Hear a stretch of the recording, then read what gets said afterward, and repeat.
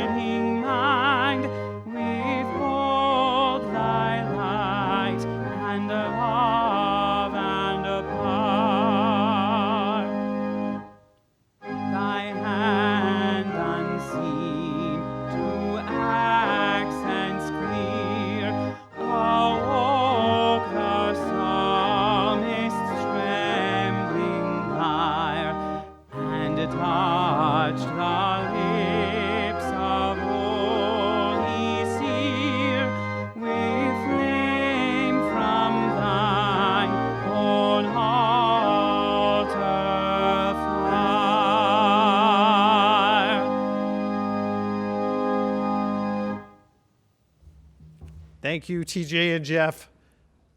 I'd now like to call forward Camille Schmidtick, member of our Outreach Committee and Partner Church Committee, who will light our chalice on this day.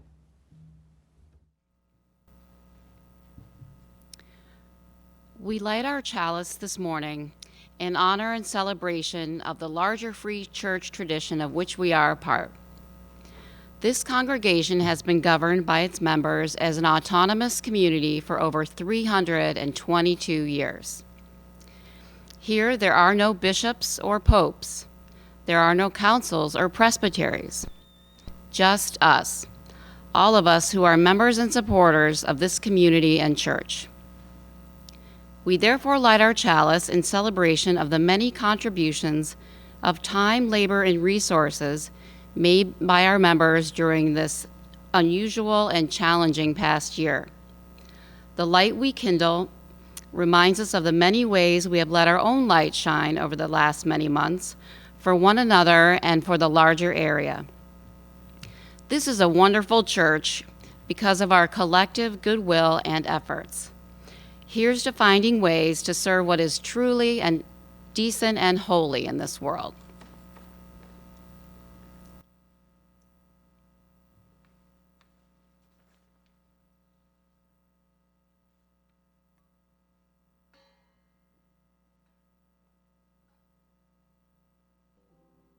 Thank you, Camille.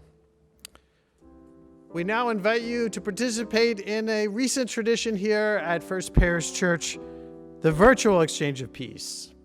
As I like to note, we have this remarkable technology in our pockets and on our bodies and on our desks most of the day, most every day. And we accomplish all sorts of fantastic feats with these devices, but we rarely employ them simply to reach out and wish someone well. So take a moment and reach out to someone you know from First Parish or from the larger community. Take a moment and send them a text or an email or give them a quick call and simply say, "Good morning. I wish you well."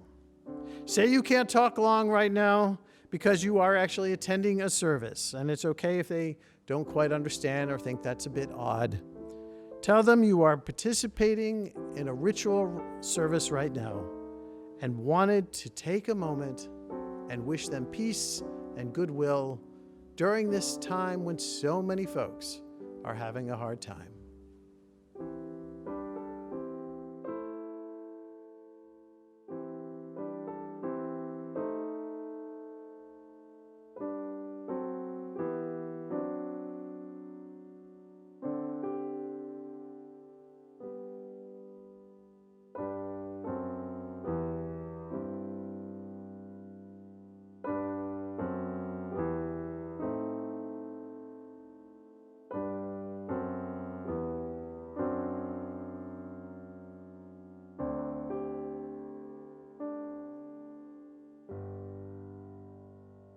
On this day of our annual meeting, we often take a few minutes to welcome new members into our midst, and we will do so this day, albeit with a slightly different twist, as we gather outside for a brief ritual and ceremony where we welcome some local people joining First Parish Church.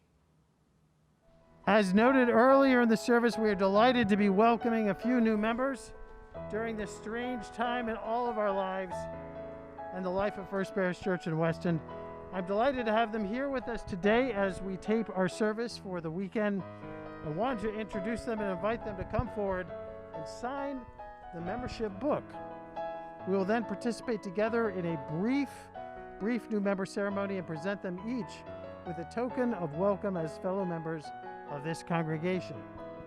I often offer a right hand of fellowship to new members, but this year I will offer a right elbow or wave of fellowship to accommodate the unusual times in which we find ourselves. When I call your name, please come forward to sign the membership book and then stand up here, if you will, just behind the lectern. Cynthia Brisky.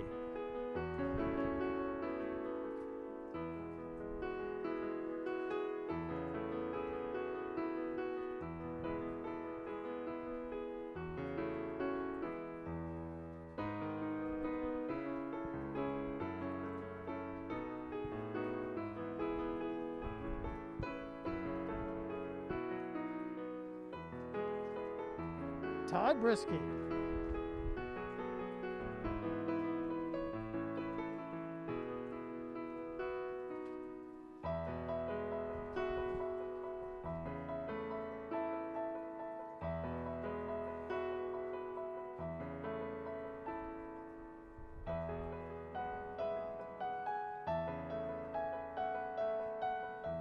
And Adele Dietrich.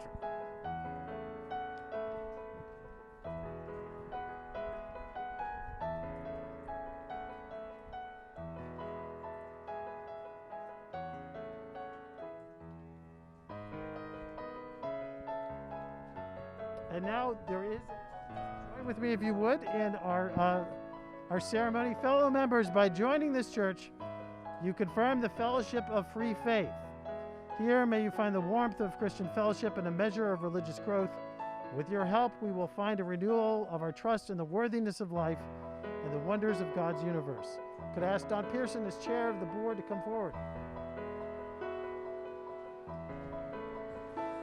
We welcome you and pledge our friendship, our concern, and our caring as together we work toward the high purposes that bring us here.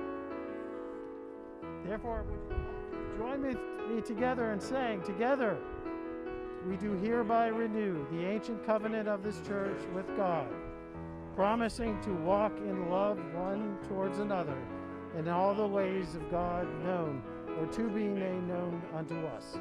Together we affirm our faith in this religious community, where all may worship in freedom and dignity, in mutual respect and charity, where in the midst of diversity and differences, there may be found a unity in our commitment to the truth that makes people free and the love that makes persons whole.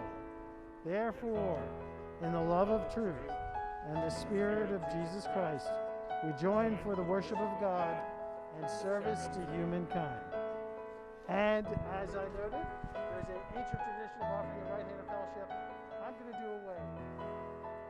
Yay! And we have, can we present our flower, Georgia Foote, from membership committee? We have a little welcome arrangement and gift for you all.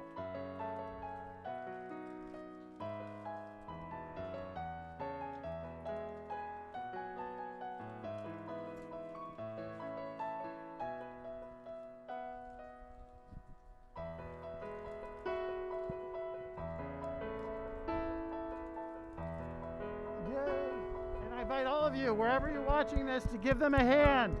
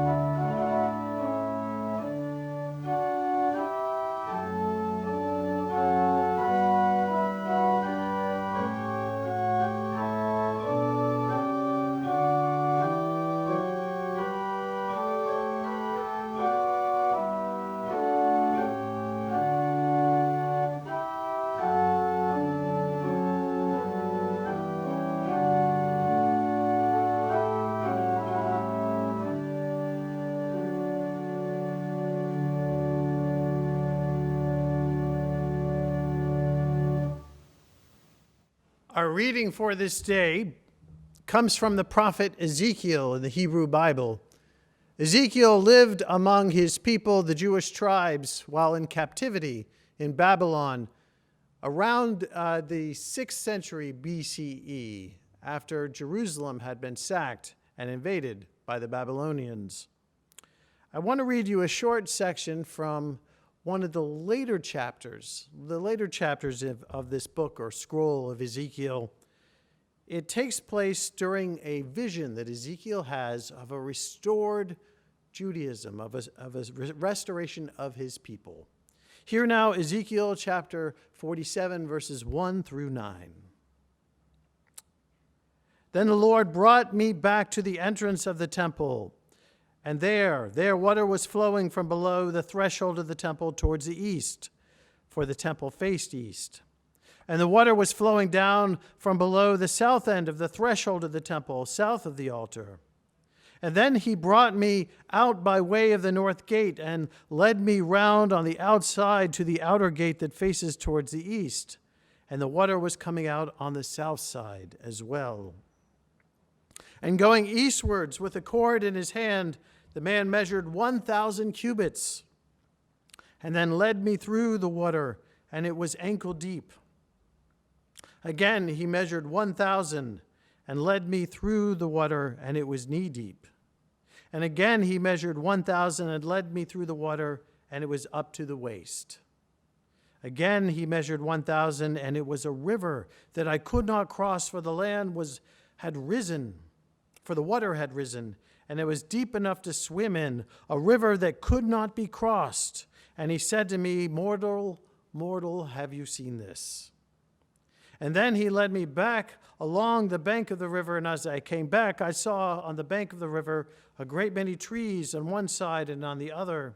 And he said to me, This water flows towards the eastern region and goes down to the Hereby. And when it enters the sea of stagnant waters, the water will become fresh. And wherever this river goes, every living creature that swarms will live, and there will be very many fish once these waters reach there. It will become fresh, and everything will live where the river goes. Here ends the reading.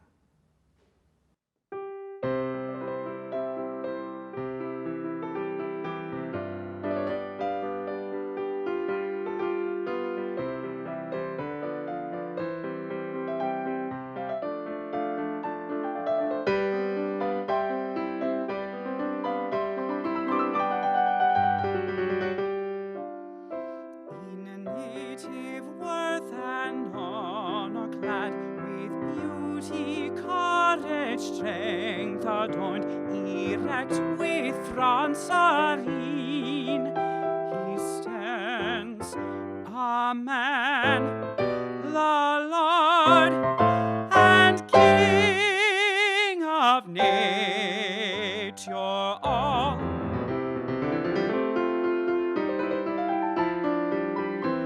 His large and arched brow sublime, wisdom deep declares the seat, and in his eyes with brightness shines the soul, the breath and image of his God.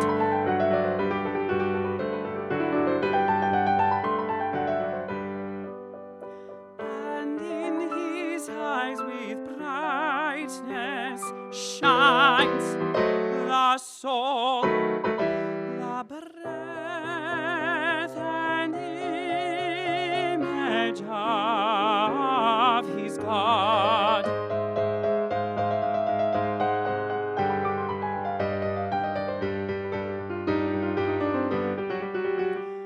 With fondness leans upon his breast the partner for him formed, a woman fair and graceful spouse, a woman fair and graceful spouse. Her softly smiling virgin looks, a flowery spring, a mirror bespeak him love and joy and bliss.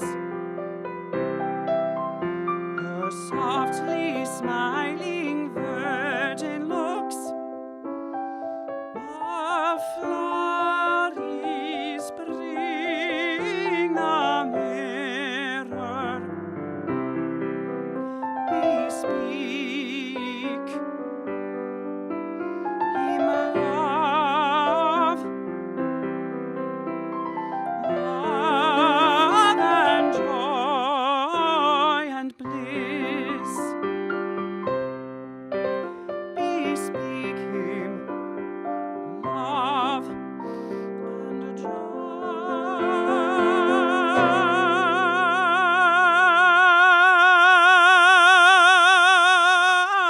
and bliss.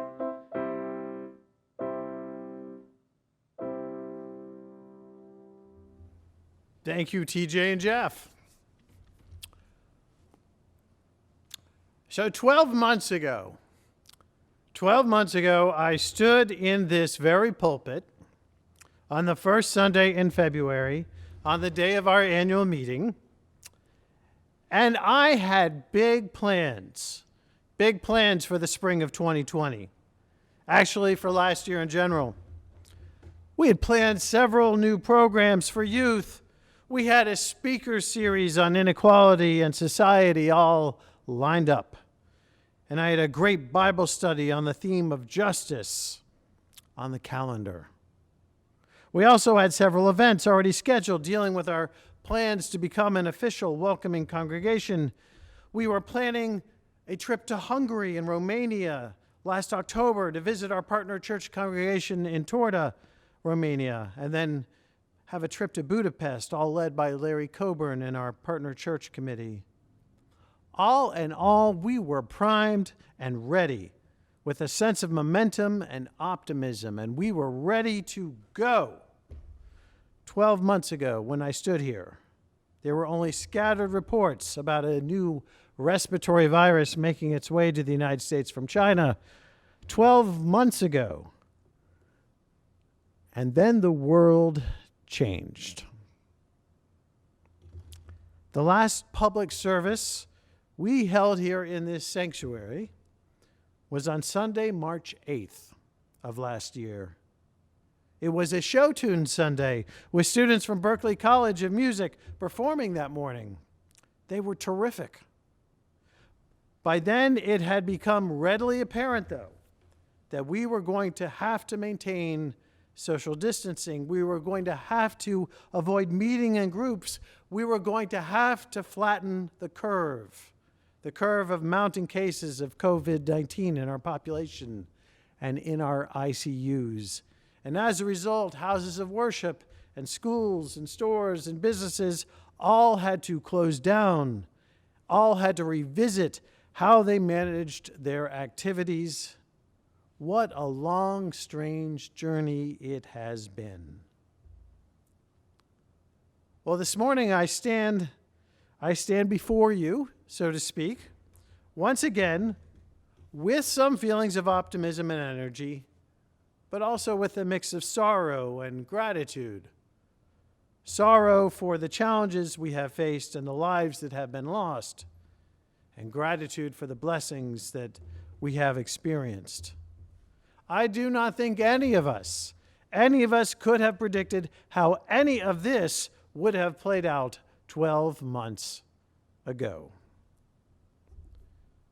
Truth be told, we here at First Parish Church spent the months of March and April rethinking and retooling our operations and activities. We had to reinvent almost every aspect of what we did. With the expert assistance of Larry Shaw and his staff at Boston Light and Sound, we began live streaming this Sunday morning service on March 22nd. And while there have been many hiccups in this process early on, I am grateful to Larry and his staff for helping us figure out how to transition to an online worship format that works and install the equipment that we currently use to record and produce our services each and every week. By the middle of May, we realized that it made technical and logistical sense to record our service the day before, on Saturday, and then share a lightly edited version of our service real-time on Sunday morning, with real-time elements such as the virtual exchange of peace and our fellowship hour. This was one of the major challenges we faced, but there were others. In April, I mentioned in a weekly column a cartoon that I had seen in a magazine, and I share it again here with you this morning. Maybe we'll be able to flash it up on the screen, but this is it. It shows a typical church on a town or city street with a sign out front that reads, the building is closed, the church is open. This caption leaped off the page at me when I first saw it, since it was exactly right. While we were forced to close down our building in March, we continue to find ways to keep our church open. And that's the key message I offer you this morning on this day of our annual meeting. We have found ways to keep our church open. And not only that, we have endeavored to be thoughtful and engaging and inspiring and truthful and relevant and hopeful. We have sought ways that we can still be a community, though our physical doors are mainly closed. That's actually an old theological distinction made famous by the Swiss reformer and theologian John Calvin almost 500 years ago. Calvin was by far the most influential of theologians here in New England, especially for the farmers and the merchants who founded this church 323 years ago in 1698. The Puritans here in New England were deeply influenced by John Calvin's interpretations of the Bible and his notions of the church. Calvin liked to draw a linguistic distinction between the people who were part of a congregation and the physical building where they met. He called the gathering of people the ecclesia, or the church, and he called the building where they gathered, the meeting house. He took great issue with calling any physical building, any physical space, a church. Churches, after all, aren't buildings, he argued. They are gatherings. They are gatherings of people. They are gatherings of souls. Hence, this cartoon jumped out at me last spring. It had it exactly right. While we were forced to close down our building as a result of the pandemic, we sought to keep the church open and active. And this is what we have done in various ways over the last 12 months. Very few of you have actually set foot in this building, but many more of you have participated in and experienced and been touched by one of our programs, one of our events or services. Let the record state that we have been trying, sometimes with success and sometimes with admitted failure. But we have been trying to make a difference in our lives and in the larger life of our community. While I do not have the time this morning to go into the many ways we have been working, I do want to highlight a few of the events and initiatives that we have undertook and hosted and sponsored over the last 12 months. I will share a representative summary on our website, of many of the programs and events and services we've organized and held as well. Let me start, though, by noting the most visible and arguably historic project we undertook this last year. In the fall of 2019, the church decided to form what we called a green team that would conduct a review of various measures that we could take in and around our building to reduce our energy consumption and become more sustainable. While there remain many actions that we can take and improvements that we can and will make, last spring we decided to move ahead with a solar panel project on our roof. I want to thank Andy Marvel and Bill Russo and Dusty Reeder for taking the lead on this project. Very quickly, we had a proposal to install 81 solar panels on the roof of our church school wing. The 25 kilowatt project will generate over 33,000 kilowatts of electricity every year, maybe more, covering about 72 to 75% of the church's electricity needs on an annual basis. While we did have to remove 5 oak trees on the south side of the addition, I believe this was a smart long-term decision. We are at the beginning of a worldwide crisis when it comes to the climate. Many people are just now waking up to this. In the years ahead, organizations and people will be looking quite significantly to reduce their carbon footprints. I believe this solar installation is one way that First Parish Church can be a local leader. The panels not only reduce our carbon footprint, they also send a real message to everyone who drives by, to everyone who walks by our church. Blessed are the sustainable, for they truly shall inherit the earth. Now, in addition to repowering our building, we found we needed to restructure and resize our organization, as many groups have. With the emergence of the pandemic, Chris Scheller, our Director of Family Ministry, decided to step down and take the time to pursue ministerial fellowship as a UU minister. And I'm actually pleased to report that he was successful in that endeavor last December.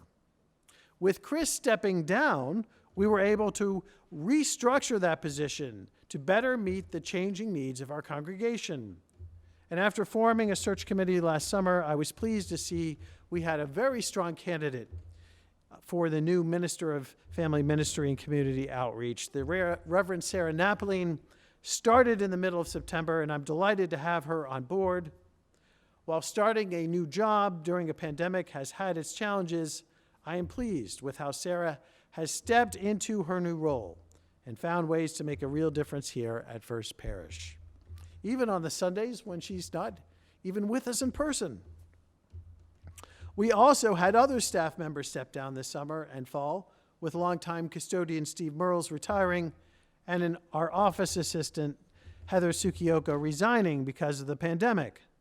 This has been balanced out by the hiring of a video production crew that makes all of this happen each week. Max Hall has proven himself to be a very competent video and sound technician, an all-around AV whiz. And I'm not just saying that because he's currently operating the sound levels on my microphone. My sons, Jacob and Jonah, have also stepped in and brought creativity and technical know-how to the editing process each week. If you don't believe me, watch carefully the service last week for an extra special guest appearance. And we are delighted now to have a film production professional in our midst, at least for the time being, in the form of Laurel Kulo, who is providing guidance and expertise behind the scenes. Another major initiative worth noting is the rollout of our new website. Designing and transitioning to a new website took over a year, as it turned out. I am grateful for the work and vision and encouragement and goodwill of Ray LaFrance in leading the charge here. We finally went live last August, and what a major difference it has been. We continue to find new ways to use the website to foster connection and build community. For example, today, for the first time in our history, people can stream this service directly from the website using an embedded link to our Vimeo page. And don't worry if that doesn't even make sense to you. Just feel free to click around and explore the new content we have added and continue to add on the website and see for yourself. And we are not even close to being done yet. We are realizing more and more that our website is not something additional to our program. It's actually a central part of every single program we run, every single outreach and presentation we do. And I don't think that is going to change after this pandemic is done. What is clear to me is that this pandemic has accelerated the embrace and adoption of online interactive technologies and platforms. What might have taken 12 years has now been adopted and implemented and embraced, perhaps even reluctantly at times, in 12 months. How many of us used Zoom or Facebook Live a year ago? How many of us did video calls or podcast or live streamed webinars? While I know that many of us are looking forward to the return of in-person gatherings, me being one of them, meetings and services online are here to stay. The use of these technologies has forever changed how organizations like First Parish Church operate. I do not believe we will ever go back to how our church ran its programs just 12 months ago, and we will need to explore the implications of this in the coming months and years. One of the things we have endeavored to do over the last year is find ways to be relevant and timely and hopefully inspirational in people's lives. With our doors closed to the public, we have had to rethink how we do outreach and programming.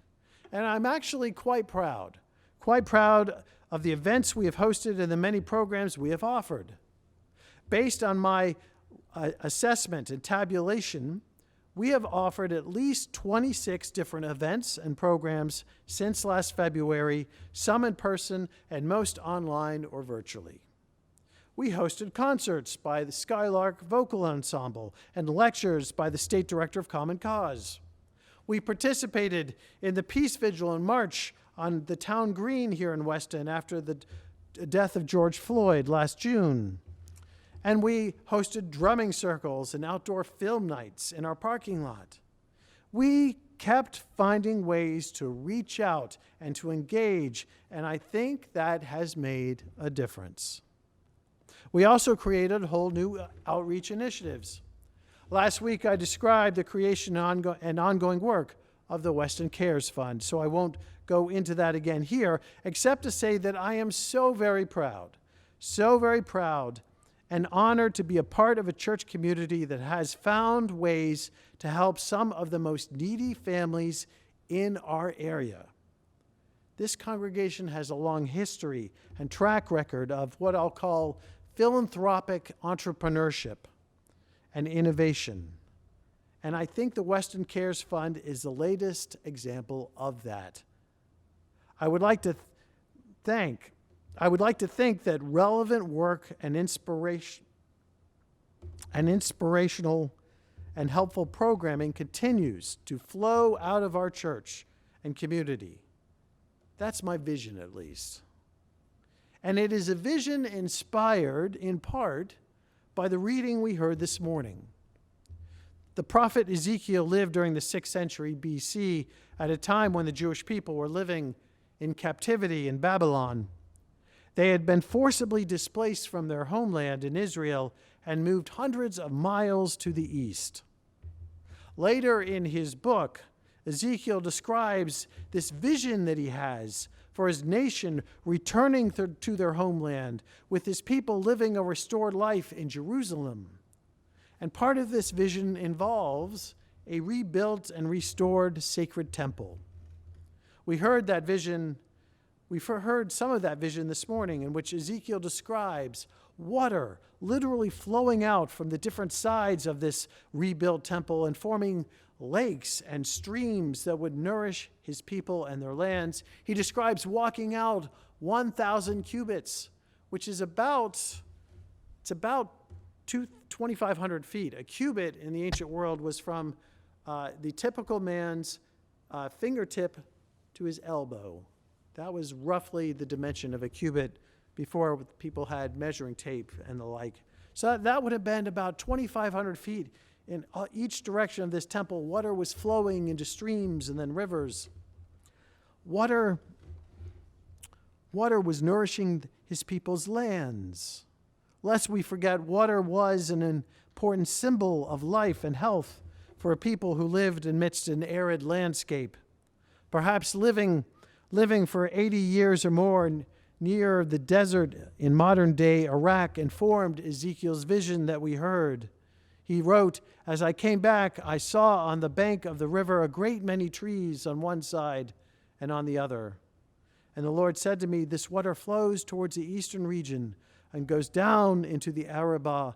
And when it enters the sea of stagnant waters, the water will become fresh wherever the river goes. Wherever the river goes, every living creature that swarms will live. And there will be very many fish, And once these waters reach there, it will become fresh, and everything will live where the river goes. Everything will live where the river goes.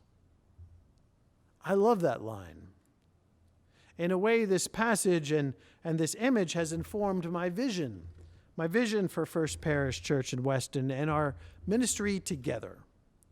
I see this as a place, as a site, as a community from which flows streams of actions and programs that feed our souls and foster goodwill in our community. Perhaps that is a strange metaphor these days, but I found this to be inspiring and helpful as I kept asking myself, what could First Parish do during a time like this? How can we let our river flow? How can we share what insight and what blessings we possess with the larger community and world? Admittedly, I don't always have an answer to that question. And I fear that sometimes the answers I have come up with have left a few of you uncomfortable. But I know the question is worth asking, and I know that vision is worth cultivating. So on this day of our annual meeting, I want to thank you, the members and friends of this congregation, for stepping up and being a part of this church community. I want to thank you for supporting our values and our way of being religious, a way that involves asking what is true and real in this life as we find ways to live out Jesus' vision for the coming kingdom of God. I want to thank you for being the source of the wells of goodwill and support that have allowed our programs and have allowed our ministries to continue to flow. Together we have made a difference. And together we can continue to make a difference. May it be so. Amen.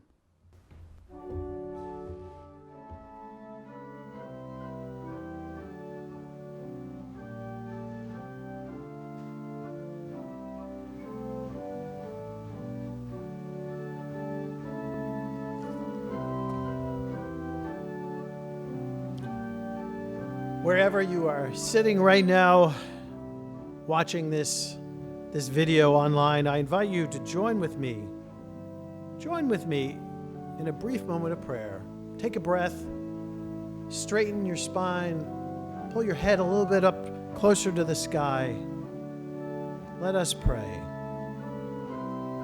Gracious God, be present with us this day. Join us as we gather in a wider search for truth and purpose. In this quest, may we greet one another with open hearts and open minds. May we inspire each other to consider new questions and seek deeper meaning. May we cultivate wisdom and compassion and a clear vision of how to serve you in this lovely but challenging world. Let all who connect or log in or join this church hear a kind word and find comfort in this midst. And may all that is done and said here be in service to your greater good and your coming kingdom. This we ask in the Spirit of your Son, Jesus, who taught us to pray, saying together, Our Father, who art in heaven, hallowed be thy name. Thy kingdom come, thy will be done, on earth as it is in heaven. Give us this day our daily bread, and forgive us our trespasses, as we forgive those who trespass against us. And lead us not into temptation, but deliver us from evil. For thine is the kingdom, and the power, and the glory, forever and ever. Amen. From all that dwell below the skies, let the Creator's praise arise. Let the Redeemer's name be sung through every land by every tongue. Eternal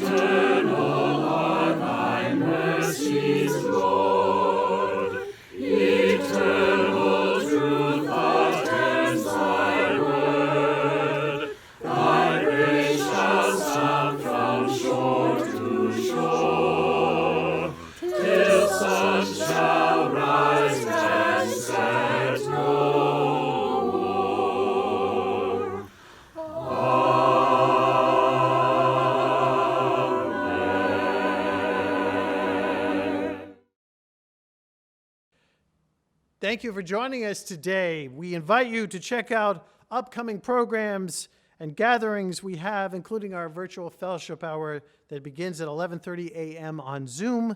This will be followed today by our annual meeting, which will begin on that same Zoom link or channel at 11:45, hosted by our clerk, Chet Sakala. All the materials for today's congregational meeting can be found on the annual meeting page at our website. Hard copies can also be mailed out to church members upon request. There are links to all of the online meetings in the e-newsletter that was sent out yesterday and on the calendar page of the website. This week, our board, the Standing Committee, will meet on Tuesday night for their monthly meeting. This is in addition to our regular weekly programs such as Knitters and Stitchers on Monday at noon, our Wednesday morning meditation program at 8:30 a.m. on Wednesdays, and my chat and check-in with the minister on Thursdays at 4 p.m.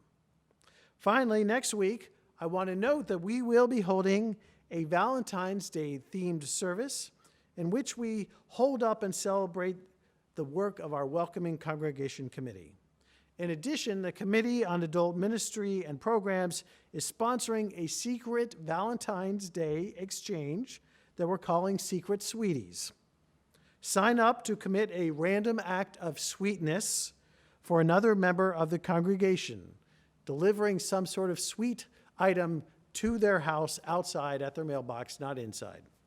If you're interested in signing up to do this or participating in this program, see our newsletter for more details or look for the sign up on the website. We continue to discover many ways that we can participate and support one another as members of an active community from a distance. I continue to be gratified to see so many of you stepping up and reaching out during this challenging time. That's what churches like ours do.